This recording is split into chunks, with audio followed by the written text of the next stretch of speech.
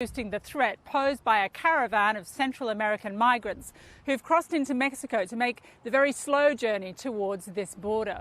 Now, mysteriously, he's accused the Democrats of being behind the movement of the estimated 7,000 citizens, most of them from Honduras. There's no evidence to support that. When asked why they're making the journey, people speak of criminal threats at home, the drought, and an opportunity to reduce the risks and costs of what has always been a very dangerous crossing from Central America to the United States. Now, the timing, though, of this caravan is an opportunity which the president is exploiting. There is much at stake for him in this upcoming vote. Its outcome could determine not only what he can achieve in his next 2 years, but whether moves can be made toward his impeachment. Every one of the 435 seats in the House is up for grabs. It's controlled now by the Republicans, but the Democrats would need 23 seats to take the majority. Of the Senate's 100 seats, 51 are currently held by Republicans, 49 by Democrats. Now, 35 of those are in contention, so to take control, Democrats would have to retain all of their seats in play and win 2 more. Here in Texas is one the Democrats are desperately hoping they can win, even though they haven't won a state race since the 90s. The current senator is Republican Ted Cruz, but there's a wonderkid challenger who's making him sweat. We caught up with both candidates on the campaign trail last week when the caravan was yet to emerge, but immigration was already the talk of Texas. Deep in the heart of Texas, they're already casting votes. Early voting has turnout at double what it was for the last midterm election. And part of what's sending folks into a spin is the Democrats' hipster candidate du jour, Beto O'Rourke. All right, everybody share this. He has a skateboard, a young family, and modern political instincts to match. When news spread of the Trump policy to separate immigrant children from their families at the border, he appeared on Facebook Live outside the camp where the children were being held. This is not America. This is not us. This is not what we do. Beto O'Rourke's revolution is being televised. And we're on our way to the debate. And so it was the night we met him when he drove his Dodge SUV to debate Senator Ted Cruz. Watching on the other side of San Antonio, Beto supporters drawn to a viewing party organised by Beto ambassador Gwendolyn Rice. She has to reach back into Democratic mythology to find anyone to compare to her candidate.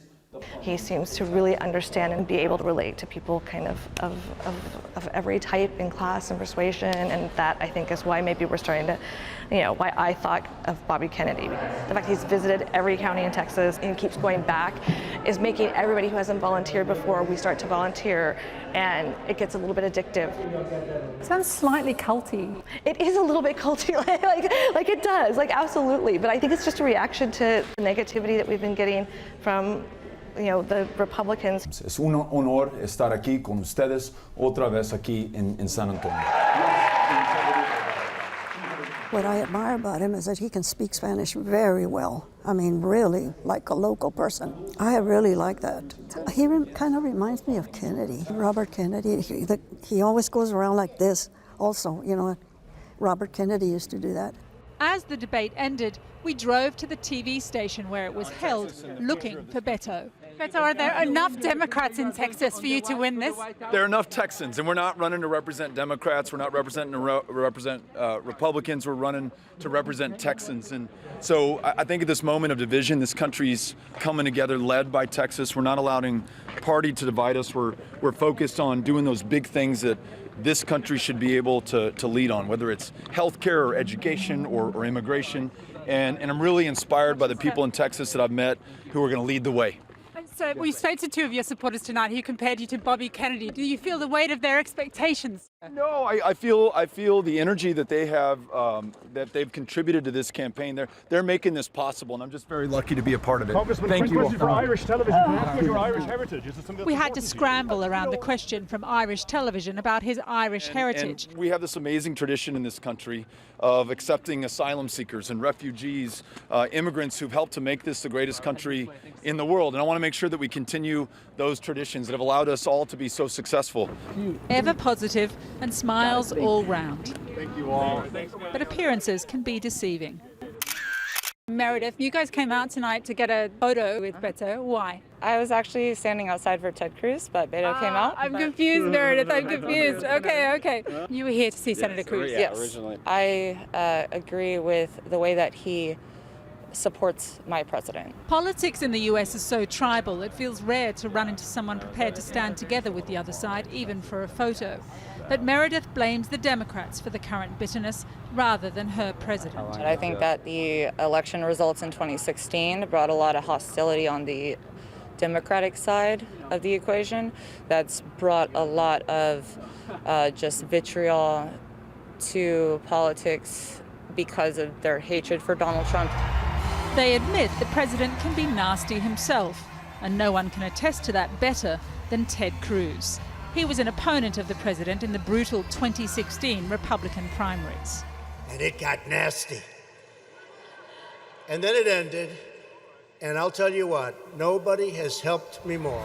All that bad blood, Trump posting abusive tweets about Ted Cruz's wife and implying his father was an associate of the guy who killed JFK, all forgotten. Well, listen, I appreciate the media wanting to focus on political attacks from a campaign that was 2 years ago. I'm focused on the people of Texas. How much is your success at the midterms dependent upon a high level of enthusiasm for President Trump? I think that's very helpful. I think that's very, very beneficial. This election comes down to turnout. The extreme left is really angry. They're energized. They're filled with rage and anger and hatred for the president. Now, the good news in the state of Texas, there are a lot more conservatives than there are liberals. At his post-debate party, the next generation of conservatives is at the ready, willing to stand up for zero tolerance at the border. They go to the border predicated on the idea that their lives are so full of anxiety and pain that they can't live where they were before, even though they go through at least 4 countries, and even those countries are well equipped to take them in. They're more culturally synonymous with them as well. They come to the United States and they cross the border illegally. Why are we separating families? It's because they broke the law, and if you break the law, you go to prison. It's as simple and clear cut as that. I suppose the difficult thing is that you're seeing very young children punished for this crime, as you call it. Well, yes, but of course they didn't have criminal intent. But still, But a 4 or 5-year-old can't have criminal intent, surely. Of course they can't have criminal intent, but you can't make me a criminal for forcing me to take care of them. It's certainly not good to keep a child in the care of a parent who is willing to carry out a crime like that. So maybe putting them in jail isn't the greatest thing, but separating them is not the worst thing in the world. Today's job fair If hardline immigration isn't your thing, the Republicans have another crowd pleaser to roll out to win your vote. Jobs, jobs, and more jobs. We're hiring right here. Over at the Second Chance Job Fair, Minnie Cortez is making some noise for her small food preparation company, amped up by an economy that's booming. Fill it out and come back. So, Minnie, how many people are you looking to hire today? Well, if I had my way, I'd hire 102 today. Everybody else need an application? The economy here is unbelievable. If you want to work, there's no reason for you not to be working. It's good work, it's steady work, it's 4 days a week. You can go anywhere and find a job on any one of these corners. Somebody is hiring. Minnie is a Republican all the way and says she'll vote Cruz on account of the economy and immigration. All right, thank you, Danielle. I appreciate it. We'll see you tomorrow, okay? I'm a second-generation American. I watched my grandmother get naturalized. It took her 12 years and $20,000. You know, everybody made money off of her to become a citizen, but she did it the right way. So, yes, illegal immigration needs to stop, but immigration reform needs to continue, and we need to make it better and quicker and cheaper. Historically, Hispanic voters favor Democrats, and if he's to win, Beto O'Rourke will need them to turn out, as well as those other unicorns of the American voting system, young people.